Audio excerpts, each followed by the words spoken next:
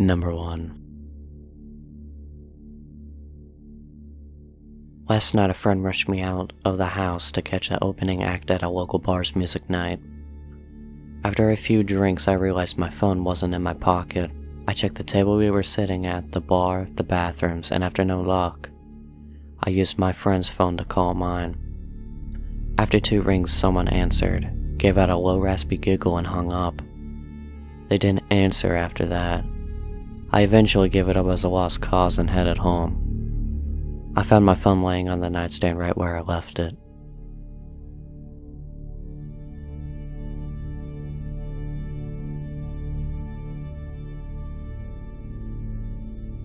Number 2.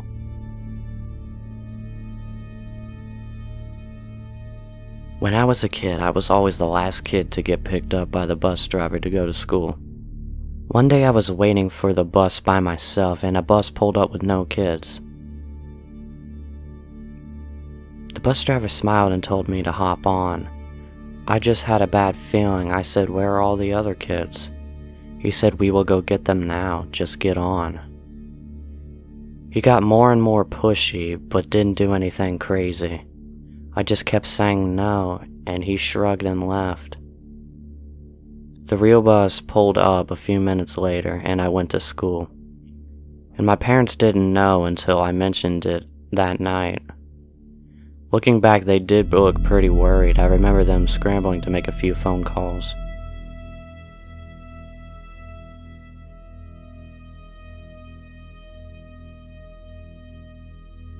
Number 3.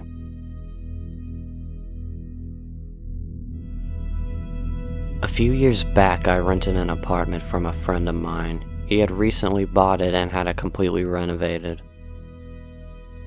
He put it up for sale but couldn't find a buyer, so I offered to rent it in the meantime. After moving in, I realized there was something wrong with the lady next door. She was about 45 but looked much older. She would sit up listening to Christian radio shows and would talk loudly to someone. It got to the point where I couldn't sleep, so I went over to her place and asked her to keep it down. She opened the door and I got a quick peek. Her walls all had crosses painted on them, in different colors, and the words like Jesus and angels scribbled everywhere. The windows were painted black, letting no light in at all. There was damp, yellow-stained 50-year-old carpets, dog shit and cockroaches everywhere. No dog, though. I asked her to please keep it down. She just looked at me and shut the door, then turned up the radio louder. The next night I have my girlfriend staying over. I wake up in the middle of the night and see a shadow of a person sitting next to the bed watching us sleeping. I think I'm hallucinating as I usually do in the dark when I'm sleepy. But then the shadow starts talking. It's my neighbor, and she's holding something in her hand. She broke in during the night, and who knows how long she stood there.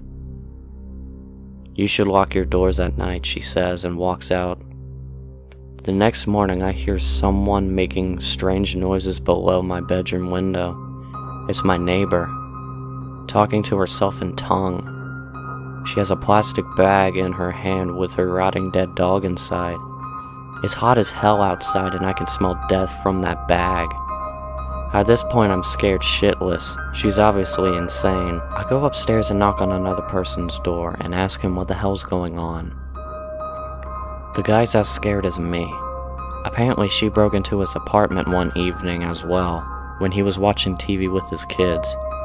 He got up from the couch to get a snack, only to find her behind the couch staring at him holding a power drill. Come to think of it, that's what she had in her hand. This stage in, I'm basically shitting myself. I call the cops and they know all about her.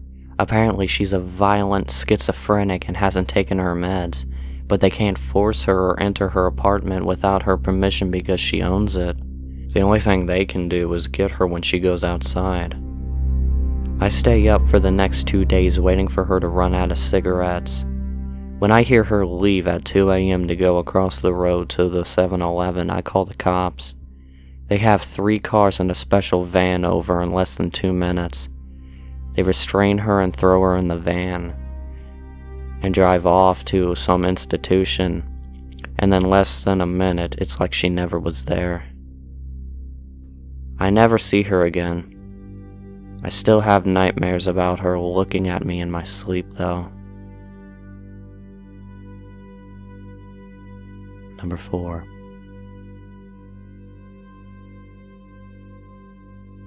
I was about 15 minutes from finishing the night shift at work when there was a massive crash on one of the windows in the office. So I get up and go check it out. Someone has thrown quite a sizable rock through one of the windows on the front of the building.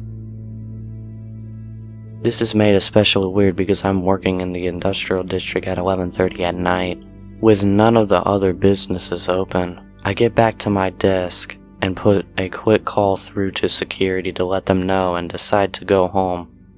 As I'm leaving the building, I'm freaking myself out about it more and more and end up running to my car, hopping in and taking off.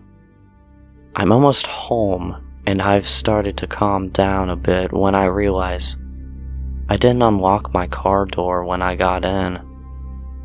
It had been unlocked the whole time. I do a quick check with my hand in the back seat for any possible murderers that might be hanging around, but there's nothing there.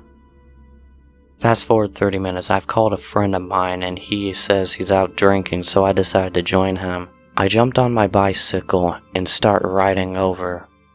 I'm doodling along the road on my bike. It's a nice night and I'm in no big rush, just enjoying the moonlight, when I hear someone riding behind me. I straighten up and stick to one side of the road. He passes me really slow. When he's right beside me, he shoots me a smile, and I describe it as purely insane. I kind of flinch and I'm taken aback as he rides on. That's when I realize he's riding my mom's bike. Needless to say, I sprint the hell home. When I get there, sure enough, her bike is missing, and one of my car doors is open. The back left one. I was driving, I had no reason to open that door.